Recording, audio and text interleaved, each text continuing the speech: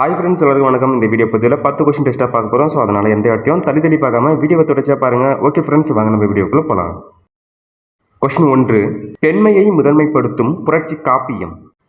Seevaka Chintamani, Silappatikaram, Manimekalai, Valayapathi.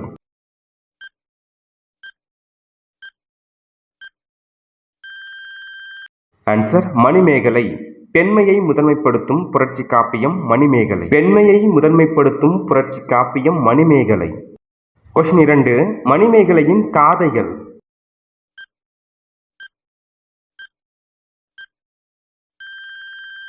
Answer 30. மணிமேகலையின் காதைகள் 30. Question 3. காவடி சிந்தின் தந்தை என அழைக்கப்பட்டவர். சென்னிக்குளம் அண்ணாமலையார், பாரதியார், பாரதிதாசன், காளமேக புலவர்.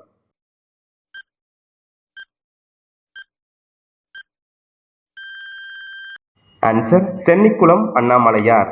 காவடி சிந்தின் தந்தை என அழைக்கப்பட்டவர் சென்னிக்குளம் அண்ணாமலையார். கொஸ்டின் 4. அண்ணாமலையார் டேஸ் நூற்றாண்டை சேர்ந்தவர்.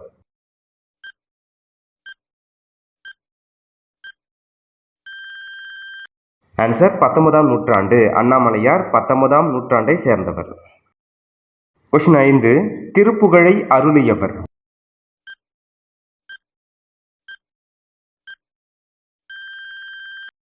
ஆன்சர் அருணகிரியார். திருப்புகழை அருளியவர் அருணகிரியார். கொஸ்டின் 6. அருணகிரியாரின் திருப்புகழ் தாக்கத்தால் விளைந்த சிறந்த சந்த இலக்கியம்.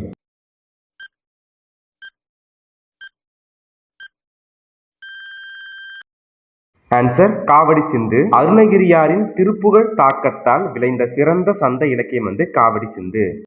கொஸ்டின் 7. தமிழில் முதலில் வண்ண சிந்து பாடியவர். அருணகிரியார், அண்ணாமலையார், பாரதியார், ஔவையார்.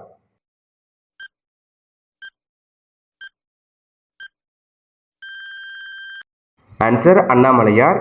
தமிழில் முதலில் வண்ண சிந்து பாடியவர் அண்ணாமலையார். கொஸ்டின் 8. அண்ணாமலையார் டேஸ் அரசவையில் அரசவை புலவராக இருந்தார். இருதயால மருதப்ப தேவருடைய அரசவையில், இருதயால வேலப்ப தேவருடைய அரசவையில், அரிமர்த்தன பாண்டியருடைய அரசவையில், முதலாம் குலோத்துங்க சோழனுடைய அரசவையில்.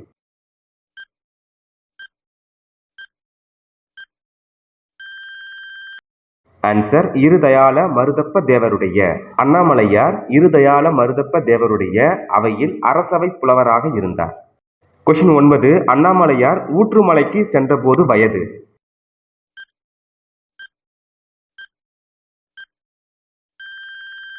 ஆன்சர் 18. அண்ணாமலையார் ஊற்றுமலைக்கு சென்றபோது வயது 18. கொஸ்டின் 10. துவஜஸ்தம்பம் என்பதன் பொருள்.